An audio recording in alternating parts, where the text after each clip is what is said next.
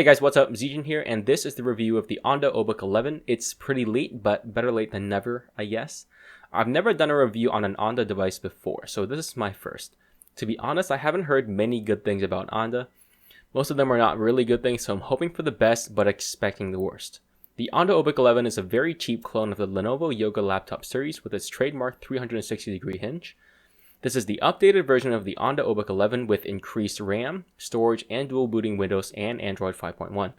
It had decent specs for the price, the Intel Atom Cherry processor, 4GB of RAM, and 64GB of storage.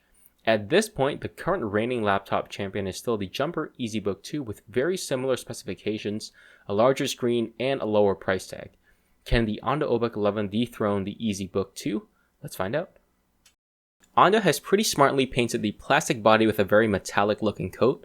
The plastic obviously does not feel as good as a metal tablet or laptop, but for a plastic device it feels quite decent. Because this is a clone of the Yoga laptop, it is not, compact compared to something like the IPS 13 or the 12-inch MacBook. Opening up the laptop reveals some rather big bezels surrounding the screen and a really big bottom bezel as well. The keyboard is pretty decent, key travel is decent, and the plastic used in the keys is actually not bad.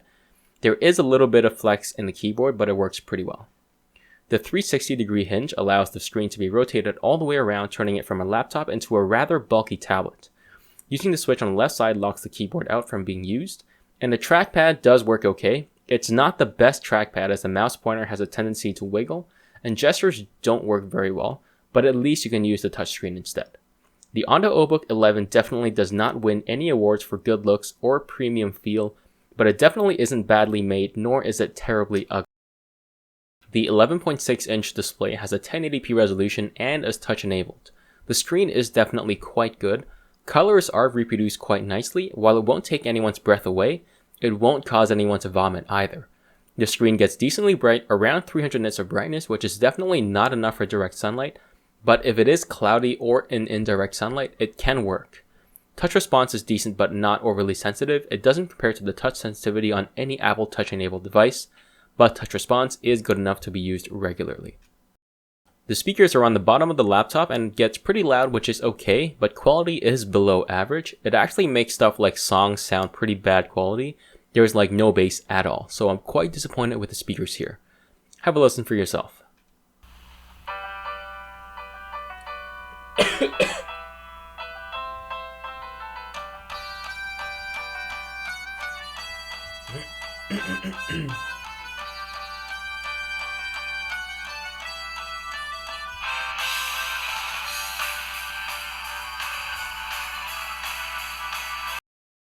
We have an 8000 mAh battery powering an 11.6-inch screen, which should be enough for decent battery life, so let's see how well it does. I first tested the battery life in Windows, and the Onda was able to reload web pages for about 4 hours and 8 minutes before it died, and video playback was able to keep on going for 4 hours and 50 minutes. Those results are pretty bad for a decently sized battery and a relatively small screen. I then tested battery life in Android and actually got slightly better results, something along 4 hours and 20 minutes for web browsing and 5 hours of video playback. A battery life on this device should actually be a whole lot better than it is right now, but for some reason it isn't.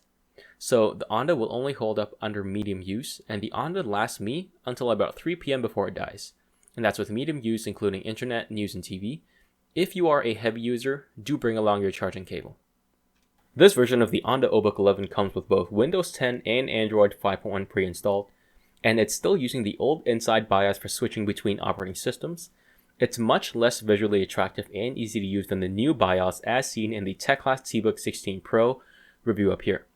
Nevertheless, it's still quite simple to switch between operating systems. So first one, stock Android 5.1 Lollipop is found on this laptop, and it works fairly well. One downside is the huge amount of Chinese bloatware that comes with this device, but at least it can be easily removed. It definitely feels slower than something like an iPhone or a Galaxy Note 7, but it is fast enough to not cause frustration. Multitasking works fine with a generous 4GB of RAM, opening and closing apps are okay, and I could play games like the sniper game on lowest settings. It works quite well, but the laptop would get hot quite easily. So do be aware of that when buying this laptop. Switching over to Windows. Windows works quite smoothly as well. I could generally do light stuff like web browsing, Word documents, and watching TV, all quite easily. Multitasking works, but it's not as great in Windows. I could browse the web, bang out a Word document and watch a TV show at the same time. But if you try something more intense like photo editing, it works, but it's pretty slow. Again, I really wouldn't recommend the gaming on this laptop just because of how hot it gets and quickly. I'm quite satisfied with the software on the Onda oBook 11. Performance during light use is fine, but you really cannot game on this device just because of how quickly it gets hot. You get some pretty decent connectivity here, a USB 3 port, another USB 2 port, a micro HDMI port, and a micro SD card slot as well, so definitely pretty decent. The Onda oBook 11 has some pretty good stuff going for it. It has a pretty decent screen that looks nice, and the 360-degree hinge lets you use it in a variety of situations. But in this case, the bad outweighs the good. The speakers are pretty bad quality, and the battery life is quite low. It does perform okay most of the time, but it overheats pretty easily when gaming. At the end of this review, I still have to recommend the Jumper EasyBook 2 over the Onda oBook 11 because it is a much better laptop in pretty much all aspects, and the Jumper is cheaper. However, if you are looking for something smaller than the EasyBook 2, which is 14 inches, there are other options out there as well.